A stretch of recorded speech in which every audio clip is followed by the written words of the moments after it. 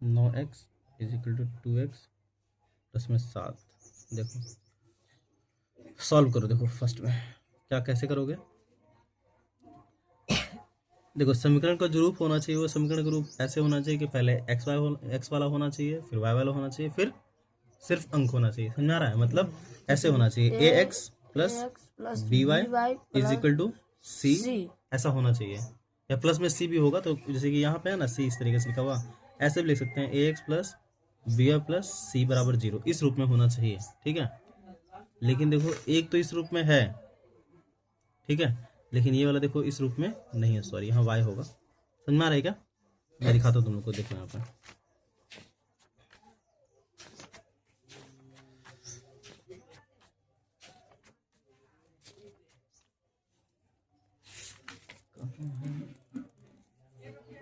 देखो इस रूप में ए एक्स बी वाई और सी के रूप में होना चाहिए, लेकिन इस रूप में नहीं है। तो हम क्या करेंगे, आगे सवाल उतारो तो क्या होगा 3x माइनस 5y माइनस 4 बराबर 0। तो क्या करेंगे इसको 3x माइनस 5y, जो माइनस में 4 इसको क्या कर देंगे इधर ले आएंगे।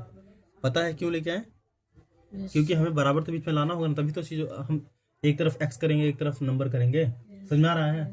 तो अक्षर वाला एक तरफ कर दिए, नंबर एक तरफ कर दिए, ये अब जाके ये बना है समीकरण 1। बताओ कोई दिक्कत है क्या? नहीं सर, वो समीकरण कंप्लीट नहीं था। आगे चलो, अगला क्या है 9x is equal to 2y plus में 7। अब देखो ये भी समीकरण पूरा नहीं है, तो क्या करेंगे यहाँ पे, तो 9x ये प्लस में है तो माइनस में आ जाएगा, माइनस में 2y। अब बराबर ये यहाँ आ गया तो बराबर में कर देंगे 7। अब जाके ये समीकरण बना है। बताओ किसी को दिक्कत? अब लिखेंगे समीकरण 1 और 2 से, 1 और 2 से। चलो लिखो समीकरण 1 मेरा क्या है। समीकरण 1 मेरा है 3x minus 5y is equal to 4, और समीकरण 2 क्या है 9x minus 2y is equal to 7। क्या करेंगे पता होगा ही ना, जो इसमें शुरू में है इसका गुणा उधर, और जो इसमें शुरू में है उसका गुणा इधर, ऐसे कर सकते हैं हम। ठीक है, अब देखो तरीका एक और है, लेकिन उसको बता दूं तुम लोग हो जाओगे कंफ्यूज, तो इसलिए उसको नहीं बता रहा हूँ मैं। ठीक, तो चलो करो। 9 यहाँ है तो इसका गुणा इसमें कर देंगे, और यहाँ 3 है तो इसका गुणा इसमें कर देंगे। तो नंबर क्या बन जाएगा, तो चलो गुणा करो, नंबर क्या बनेगा, तो 9 तिया 27x माइनस में 9 बचे 45y इज इक्वल टू 9 चौक 36। इसका गुणा करो, 9 तिया 27x माइनस में 2 तिया 6y इज इक्वल टू 7 तिया 21। ठीक है, कट गया। इसको तुम लिख सकते हो समीकरण 3 4 भी लिख सकते हो, या तुम डायरेक्ट घटा भी सकते हो इसको। ठीक है, घटा दीजिए, इन लोग को डायरेक्ट घटा भी सकते हो, ये लाइन खींच के घटा दो ना। अपोजिट निशान करो, ये क्या है माइनस, प्लस में है तो माइनस में आ जाएगा, माइनस में है तो प्लस में आ जाएगा, और यहाँ प्लस में है तो माइनस में आ जाएगा। कोई दिक्कत है? नहीं सर, 27 आगे कट चलो, गया, ये तो कट गया, और यहाँ माइनस प्लस क्या हो जाएगा माइनस, माइनस होगा तो घटेगा।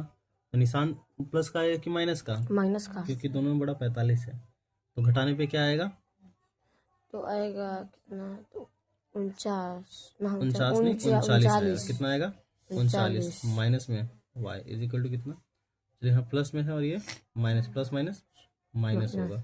घटेगा तो 6 में से गया कितना आया 5, और 3 में से 2 गया तो कितना आया 1, लेकिन प्लस में ना, यस सर, क्योंकि इन दोनों बड़ा ये है।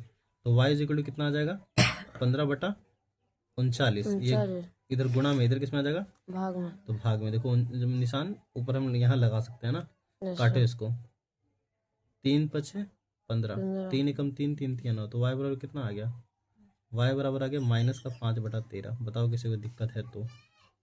क्लियर है क्या? Yes sir. अब चलो, अब यहाँ लिखेंगे कि y का मान समीकरण 1 में रखने पर, समीकरण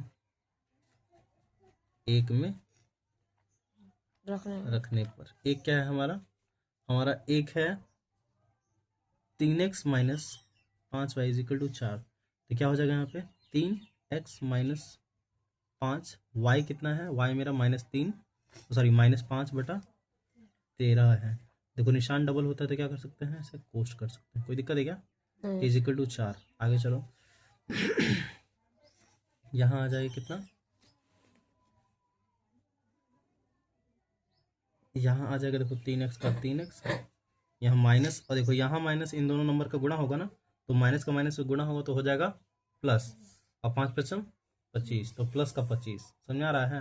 और नीचे बटा में क्या है 13 इज इक्वल टू 4। तो क्या होगा, देखो ये अक्षर है और ये अकेला नंबर है, तो ये इसका जात नहीं है, इसका जात किधर है तो उधर है, तो उसको भेजेंगे उधर की तरफ। बात सही है। तो 4 ये प्लस में इधर किस में आ जाएगा माइनस में 25/13। कोई दिक्कत। अब देखो भिन्न के रूप में नंबर है तो यही भिन्न के रूप में कर देंगे इसको। सही है। क्या होगा 3x इज इक्वल टू, दोनों का लघुत्तम क्या आएगा 13 आएगा। 1 से 13 में करेंगे 13 और में भाग लगेगा और ठीक है। 13 का गुणा 4 में करेंगे 13 चौको 52। फिर माइनस करो 13 से 13 में एक बार में तो 1 से 25 में करो 25 आएगा। सही है क्या। Yes sir. तो 3x इज इक्वल टू क्या आ जाएगा यहाँ पे 13 और यहाँ पे चलो घटाओ, तो देखो 52 में से 25 घटाओगे तो देखो 25 दूना क्या होता है 50, लेकिन 50 से 2 और ज्यादा है तो 25 में 2 यानी जोड़ो। हाँ ये तरीका होता है। तो x इज इक्वल टू क्या आ जाएगा, x इज इक्वल टू क्या आ जाएगा 27/13। और देखो भाग ये गुणा में है ना, ये इधर आएगा तो किस में आ जाएगा भाग में। भाग में नीचे आ गया नीचे, और 3 से 27 कटेगा कि नहीं कटेगा 3 9 27। सही बात है। x इज इक्वल टू आ गया 9/13। तो देखो x का मान आ गया 9/13 और y का मान आ गया -5/13। किसी को कोई दिक्कत।